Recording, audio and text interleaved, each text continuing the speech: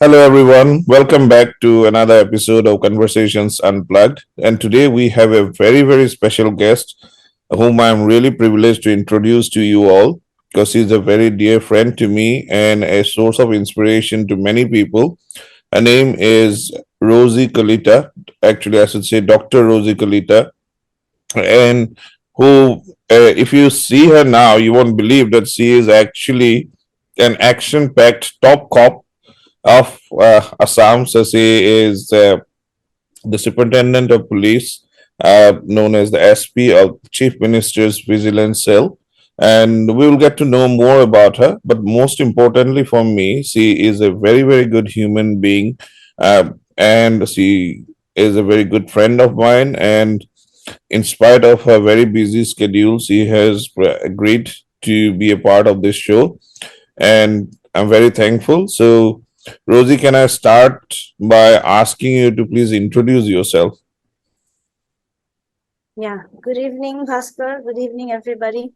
Uh, yeah, please, you can start with some, especially like some leading questions because I'm very bad in, opening up myself. So, Okay.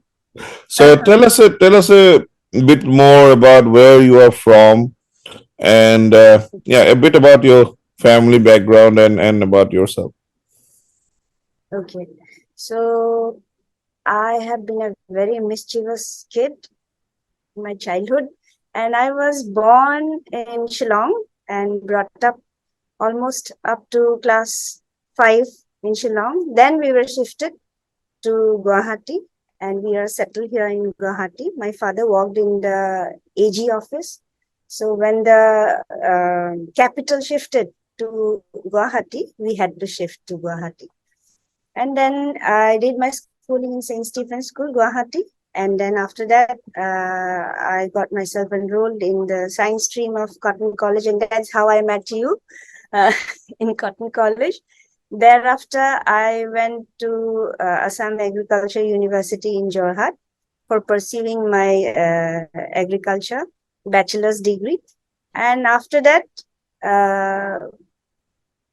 I was working in school as a teacher in Carmel School, during which I felt like I have to get myself settled down properly because that was not my type of life. I always wanted adventure and I always wanted, to work in the field. And since I was very much mischievous during my childhood days, I always wanted something, even though I was mischievous, I was enrolled in the karate school by my parents so that I can vent out my energy. I can channelize my energy in a proper way. And then after getting my black belt, I was the first Assamese woman to be the recipient of, to be the black belt holder in karate from Assam. And then because of karate, actually, frankly speaking, I learned about disciplined life, the uniformed life, about concentration, about time management, everything.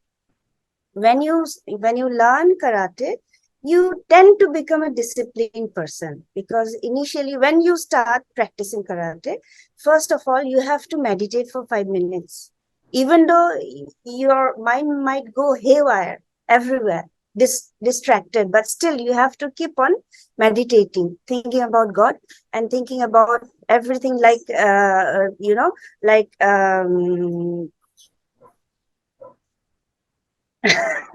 my children go. Mhm. Okay. And then meditate and then think about the whatever you had done during the day and what mistakes you might have committed knowingly or unknowingly, and promising yourself that you will not commit that again.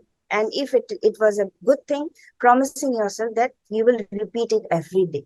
So that is how I discipline my life from my childhood. And then I wanted always to be in a uniform service because of karate, and I always thought of going and joining the police service. So then I started preparing for the state civil services. And of course, there is a phase in between. After doing my graduation in agriculture, I wanted to go to Delhi to, for coaching. And but my parents, they couldn't afford. They said, we have got 4 children. You have to study here, do hard work here, you will be able to crack it. And because of that, I regret to say I was very much, spoiled brat actually. I thought, muk jabo ni dile, since you didn't allow me to go, so I will not appear in UPSC ever. I didn't appear, not even once. But I appeared for the state civil services, and in the first attempt, I topped. But since I opted for the police service, so I joined the police services. And then in the year 2004, I joined the police services. And here I am today, juggling my life between office, uh, as an officer, as a mother to my twin children, and then as a wife and as a daughter-in-law, because we stay in a joint family. We still stay in a joint family, so we all stay together. My mother-in-law passed away 2 years back. Father-in-law passed 5 years back, and so but still we stay together. And it's loving, caring family, and because of the family support, I'm able to dedicate my time in the services of the people. So here I This am. is this is just so wonderful. Uh, you just started by saying that you are very good in speaking, but within one question, you have given me the complete definition of the word called completeness. Right? So it's just absolutely brilliant. So I'm just so honored to know you and know you so closely. Yet I didn't know all of this. So Yes. the very fact that is I think you are probably the personification of the word that just don't go by the looks, because I mean when somebody looks at you, nobody would think you are a superintendent of police, or you are the a black belt in karate or something like that, right? So definitely. So and you've touched on so many things within these last 2-3 minutes, right from the fact about discipline and martial arts, topping in every exam that you have done, um, making friendship, lifelong friendships, living in a joint family, having juggling different roles, and each of them equally important. So there's so many things to talk about. So let's try and explore a little bit more. It is, ladies and gentlemen, it's not an interview. It's just a, as the name goes, Fine. it's Conversations Unplugged. So it is just about talking to one another to find out a bit more in a way that it would be a source of inspiration or heartfelt for other people as well. Yes, So Bhaskar. tell me a bit more about your journey from science to agriculture, and then you did a doctorate in English as well, right? And then also in police. So Yeah. quite a lot of detours. So, was Yes. there a reason for these detours, or you just took it as they came? Actually, uh,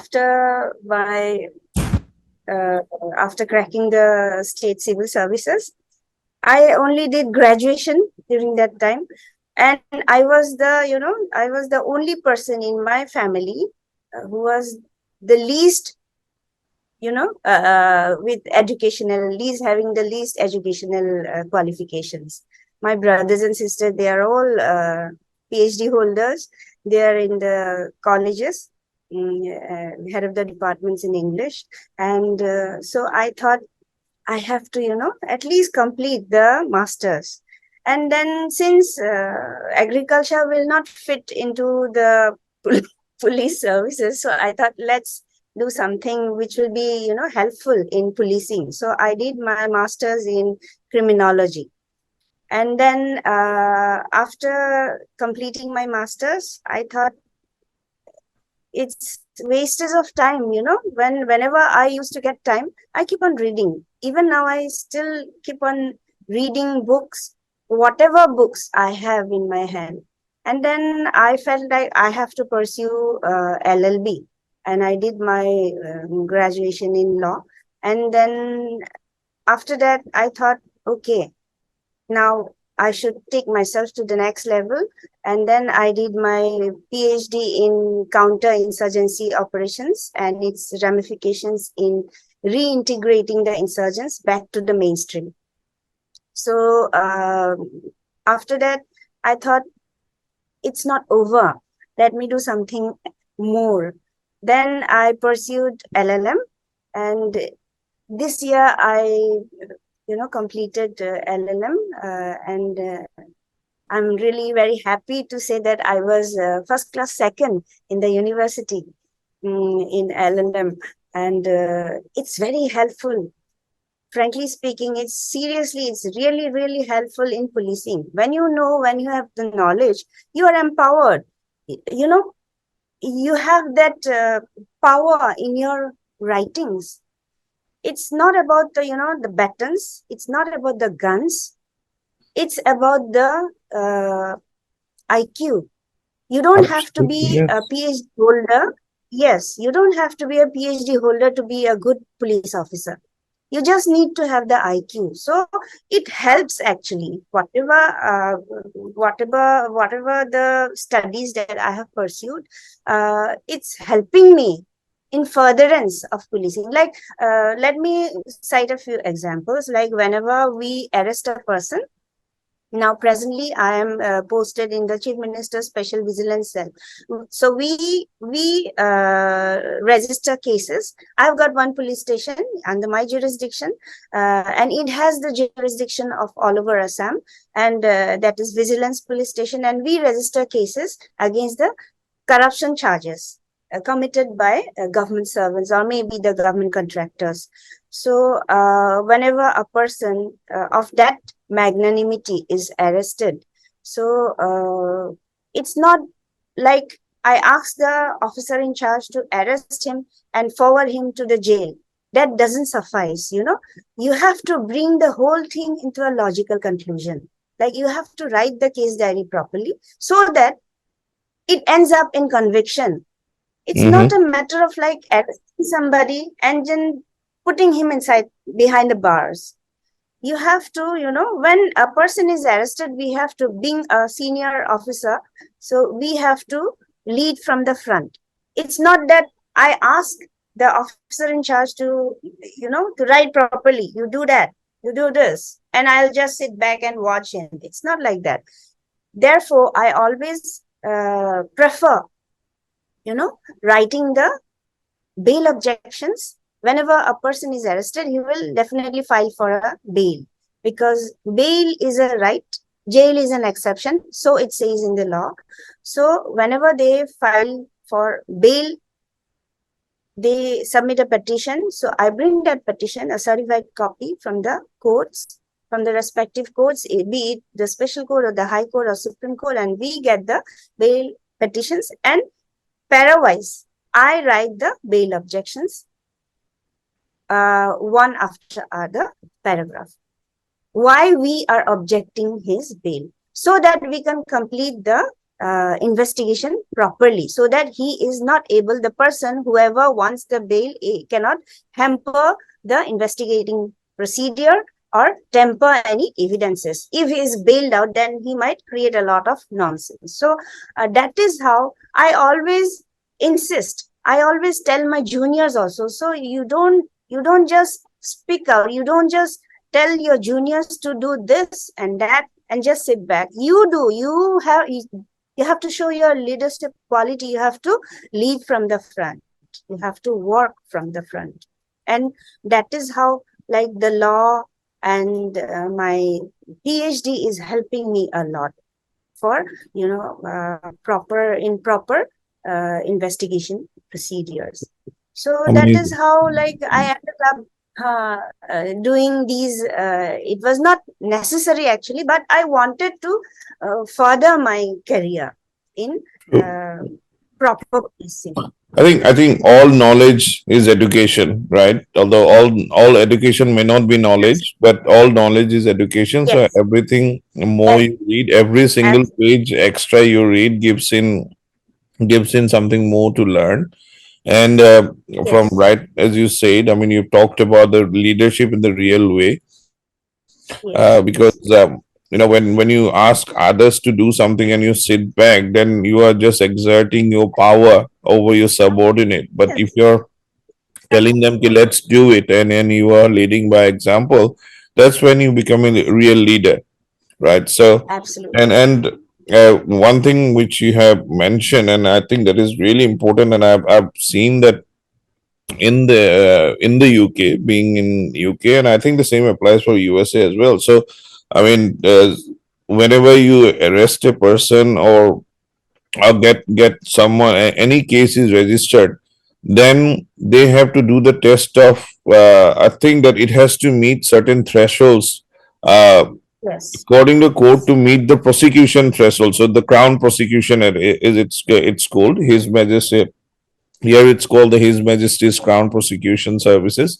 So they have to meet the certain thresholds. Only then uh, a mhm, case will go towards to the court. Otherwise, the yes, CPS won't even prosecute it, and therefore the whole police resources and everything gets wasted, and yes, people then flaunt the system and they leave. So I think it is really really important, and I think especially for all the police officers in the state, and perhaps all civil servants and everything, it is a very important lesson that you have to record everything, you have to write everything down, you have to know the letter of the law, literally, so that you can give the best service. And otherwise, to me, people will then just otherwise they will just flaunt the system. So because the other defense lawyers and everyone um are just there just to look into these loopholes and get the yes, yes. people out. So so I think it's absolutely amazing when you've done so much, and as you said, because you know all this, so you don't have the fear. So you know to do it the proper way. That's why probably your conviction rates are high as well, which will also mean that your service record is better. So it is definitely something for your juniors and for your peers to know. I mean, But I'm not from the police, so I'm yeah, as a layman, as a doctor, I've been asking, and I can see that. I mean, there's so much merit in what you have said. but it takes a toll on in your probably in your life, in your children's lives, because since I micromanage some of the works, which I can, of course, delegate to my juniors, but since I don't leave everything to them, so a lot of it's a time consuming process. So Absolutely.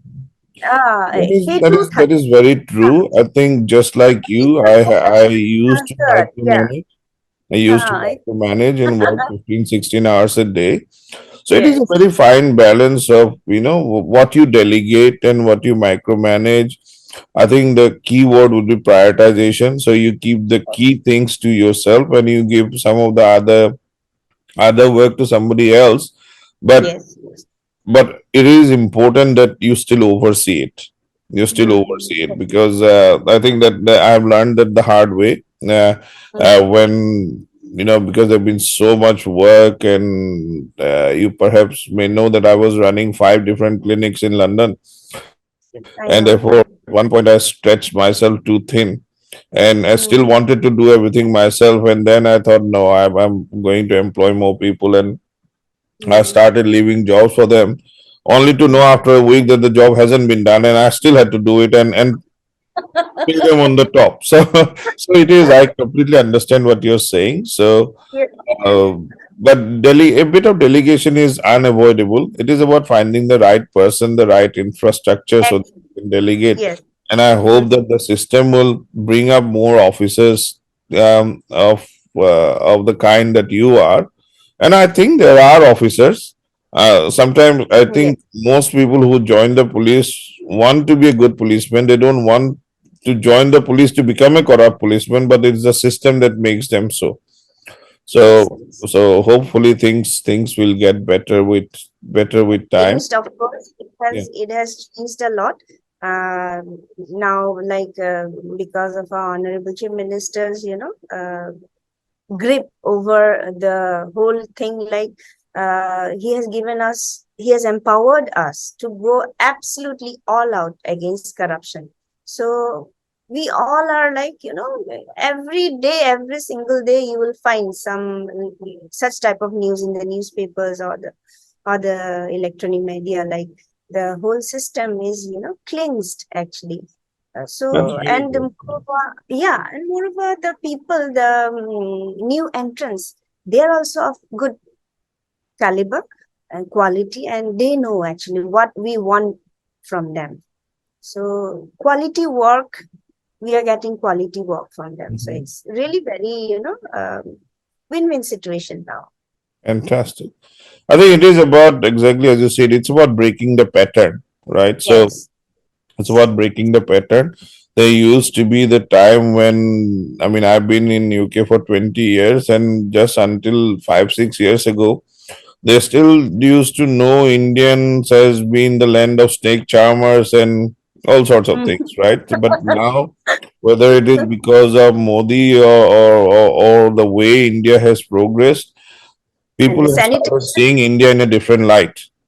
There yes. are the most, I think at least 30 big companies have got their CEOs from Indian backgrounds. Yeah, so Yes. and also I can see a difference in terms of the of the pride in a country of being from your country. So that Yes. is something which was not apparent in India before, but now people are beginning to become proud of being an Indian, which is a great thing. In India, corruption has been a religion as a such, in a way. So, but things are changing. There's still a long way to go, I think. But at Yes. least you can see the shoots of the green shoots, as we say. So, which is great. Ah, And within India, I think if you remember back 20 25 years back, I think I remember when I first went to Delhi to do my first job after finishing internship in 1999. We were doing night duty in a hospital, and I was asked by someone, says, "So is Assam the capital of Dispur?" So it was so it was that sort of thing. So they didn't know anything about what Northeast is. yes. They used to think we are part of China or we're part of Burma, that sort of thing. Yeah, so they didn't even know, and I think I probably looked like a tribal, and so they were like, many people used to, even here they ask me if I am from Malaysia or Bhaskar, Mongol. Sorry. let me interrupt in between. Like a little small thing. You are talking about the layman, the civilian. Forget about them. Once I attended a training in CBI Academy in Delhi, UP, sorry, UP. There, one lady officer, I won't name her and I won't name the state. She was of the rank of SP. She asked me, in fact, I've heard people of Assam, they are cannibals, they eat human. Then you know what I said? I touched her hand and I said, you look very fleshy. You'll be very good to munch upon. Since the first day, and after that conversation, she didn't even turn to me and talk because she was afraid that I might eat her up. Mm, mm. Which is very sad, actually. In a way, Very sad. Very it is sad. really sad. Things are slowly changing, but I can, from my own personal experience, I can say I have probably faced more racism in India than out of India. I mean, the word of chinkies and all Right. sorts of things. Yes, But at the yes. same time, we must also say that we as Assamese actually did not do ourselves any favors, because Mm-hmm. unlike, and that is something I have seen in this country. I mean, if you talk to a Gujarati or a Punjabi or even a Bengali person, as much as they talk, and they would be like eating, drinking, and everything, and speak with the same British accent, but Mm-hmm. they are so proud of their culture, they would maintain Yes. that culture. Whether it's a Durga Mm-hmm. Puja in London, whether it is the, I mean, when I have Gujarati people coming to my restaurant and everything, they have a real respect for their culture. But we Mm-hmm. Assamese don't. Ah, But I hope there will mm-hmm. there will that thing be at Mm-hmm. some point, because we are very good in getting in assimilating other cultures into ourselves, Mm. but we're not able, we do Yes. not take a pride in who we are, and I think that is very important. For some reason, our prime minister has taken a liking for the gamusa, and he wears the gamusa, and that is, Yes. Wherever he goes, it has been, it, he keeps coming to Assam, and he has seen Northeast, and maybe as a potential threat because that's the corridor to China or whatever reason. But Assam has got a new identity in the last few years. yes, So, yes, and yes, people have now begun to know what Assam is, yes. but or what Northeast is. তার আগলৈকে তো মানে it was hardly anyone really knew what was going on here. We were just a valley Absolutely. Yes, yes. surrounded by hills on all sides, people who eat dogs and people who have snake charmers and all sorts of things. So yeah, definitely. So we have come a long way. There is a long way to go. Come along. Yeah. Yes, yes. So so so tell me a bit more about your family. So you got twins. How old? Yes, Yeah, they are in class 10 this year. They have just, brilliant. Okay, yes. And they are in Maharshi Vidya Mandir. It's okay, very much nearby to our residence. And my husband is in the state civil services. He is additional commissioner in the Guwahati Municipal Corporation. And we all stay together. So we have got brothers, sisters-in-law, and their children. So okay. a happy family staying Fantastic. together. Yes. Yeah. I think that is again an important thing, isn't it? Because I mean, more and more, um, it's all becoming nuclear families, right? Yes. And we ourselves have seen coming to a Uh, new country and settling ourselves, where we have to even assemble flat packed tables and chairs and all that. And now, especially with me being disabled, it's very difficult because Megali has to do everything. So I think having that family support is really important. But it is yes. being able to keep those Yes. bondings, and I think one of the reason why probably you're able to do that is because you've done so many studies, you've read so many books, and you have seen so many things in life that probably those small egos don't matter anymore, right? Absolutely. And it is actually these small egos that leads to friction and then breakup of families and stuff like that. So families, And we have matured down the years. Actually, yeah, now we are going to be in the 50s. So it's when I look back, I find certain incidents very minuscule. Like ইমান ধৰি থাকিবলগীয়া কথাই নহয় এনেকুৱা যেন লাগে সাধাৰণ কথা দেখোন চব exactly. Ha Yeah, and yeah, I mean, because of people's egos, that those small things can become big things. yes, So yes, yes. I personally, again, I know, I think that the day I had my life changing injuries, or I was diagnosed with the cancer and everything, then all those small things didn't matter anymore. So now even Yes. somebody passes a comment of me being a cripple or something, it doesn't affect me. Yesterday we were talking. in the restaurant. So, and there were quite a few people. They were talking, and they said they call me BB as Bhaskar Bora. So they, I mean, the English find it difficult to call my name Bhaskar all the time. So they just call me BB. So they just say, why don't you ever get angry? I Mm. do get angry, but now I'm just numb to all these things. It just doesn't Mm. matter anymore because there's Doesn't. so much more to life, wasn't it? Than being worried about these things. And I've seen amongst different societies and things like that, everybody wants to be a general secretary, everybody wants to be a president or whatever small or big groups they are, and otherwise they won't do the work. Yeah, so nobody Mm. wants to actually do the work, but they all want to have a recognition to put the name.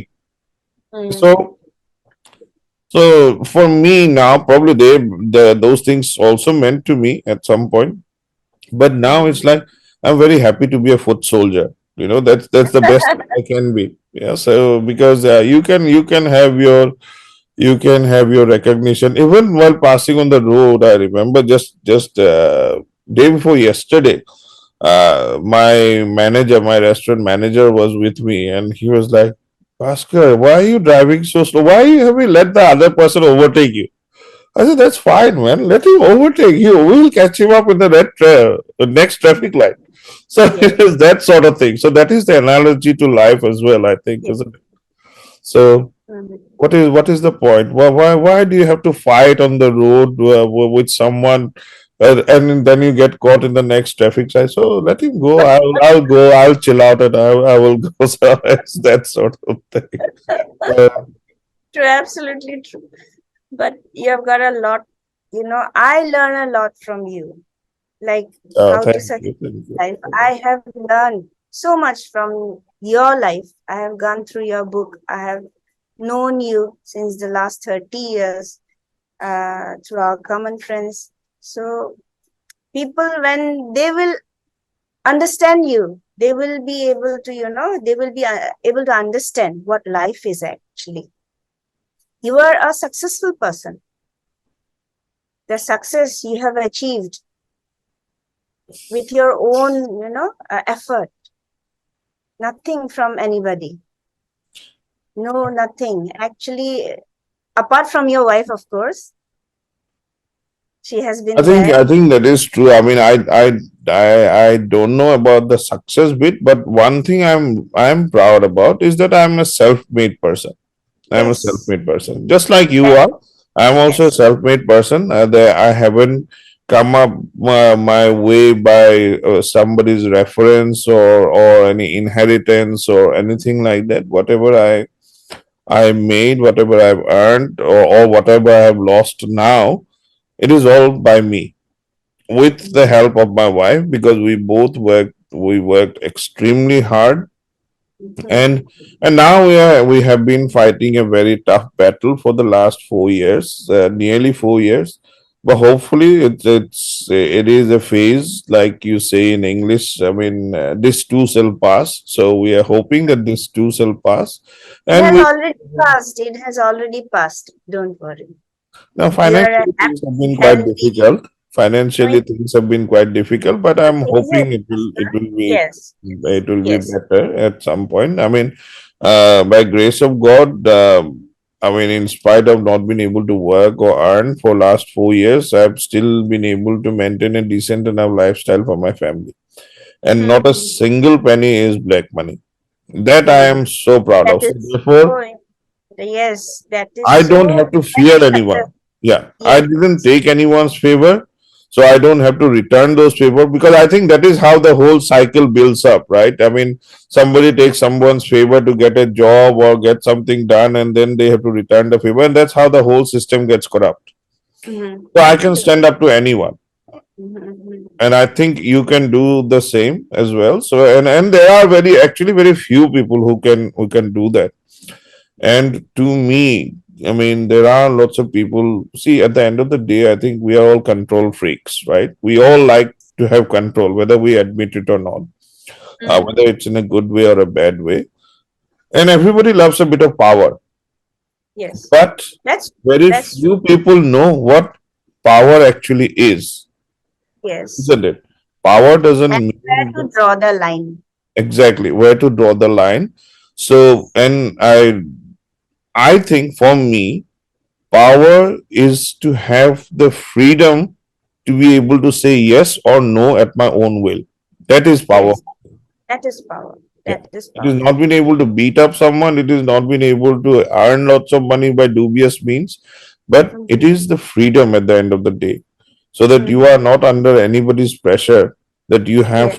you have to release a criminal because you have taken a favor from that criminal at some point. For example, or Yes, yes. in my case, it will be difficult, different. Yeah, but it is the thing that that is actually real power, to be able to do something good for someone, to be able to have that freedom. And yeah, I think one thing I had learned from one very senior surgeon when I was working in Apollo in Delhi. um, he told me the day you will know you are a good surgeon is the day when you know when not to cut. Mm. Yeah, because Wow. you will see, including many of our friends, or many doctors also. I mean, you go to them, the first thing they will suggest is ki you have to have this treatment, you have to have this surgery, you have to do this, because that's the only way they would make money. But Mm-hmm. from this person, I have learned that if you are really a good doctor, you are really the surgeon that you have wanted to be, then the first thing you will think is how not to cut this person. And See, that is such something which stayed in a my mind forever. yes. Mm-hmm. Mm. It's So, very difficult to find such type of doctors these days. Earlier doctors used to, hold our hand and touch it, and they will, prescribe medicines. mm, Nowadays, they will write lot of, tests you have to undergo. এইটো test কৰিব লাগিব, সেইটো, and then only they will prescribe medicines, and that to a huge, big list. exactly. Yeah, yeah. See, there are again that same thing comes into play. Somebody has taken a favor from the medical representative, so you have to repay that medical representative. Yes. Somebody has invested a lot of money in building a hospital, so you have to have you've been given a target to have that much of returns for the hospital. So those sort of things. I didn't have Mhm. any of that. So I don't. Even now, people say, "Why don't you build a hospital in Assam?" I said, "No. One thing is I can't be there. Second thing, I don't think I'd be able to fit into the system. I'll just get Mhm. I'll just get blown away." So Mhm. doctor to me is actually, there are lots of research papers, and one of the reason why I chose to come to UK rather than going to USA was because of the socialistic system of medicine that used to be here. Of course things have changed, but here it's a state run healthcare. So therefore, and there was a lot of impetus on research, so called the National Health Services. So basically, you do your work, you get paid your salary, that's it. You don't have to fight with one another to build up your private practice, and you have to falsely bill someone and all sorts of things. And you won't believe, we are still using amoxicillin and paracetamol as the first line of treatment. People in India don't even remember Oh, those drugs anymore, yes, because yes. they No start from longer. the fourth line treatment first. Yeah, so Yes. and the people will understand the harm that has been caused because of drug resistance in a few years. Uh, but there have been so much of research, and one of the top things is that the doctor himself is actually a drug. If I can behave properly with my patient, half of my patients will get better just by my reassurance itself. Uh, Absolutely correct. When the doctor, he touches, he pats our back, you feel like, oh, ভাল হয়ে গেল দেখুন, মানে ভাল Mm, হয়ে যাবা দিয়া, এনেকে চুচ দিলে exactly. হ'ল।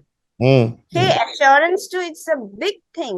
That's a big thing. We consider Absolutely. Yeah. doctors to be like gods, মানে Mm. ভগৱানেহে আমাক ভাল কৰি দিব পাৰিব। So in the form of doctors, we consider the doctors as gods. So Very এনেকে true. চুই ভাল হৈ যাব তেনেকুৱা যেন Mm. লাগে। No, I have seen that myself. I mean, everybody is different, but I've seen that myself. I have been, I mean, even now it's nearly 3 years, 10 months since I had my accident. But even now, my patients are still in touch with me.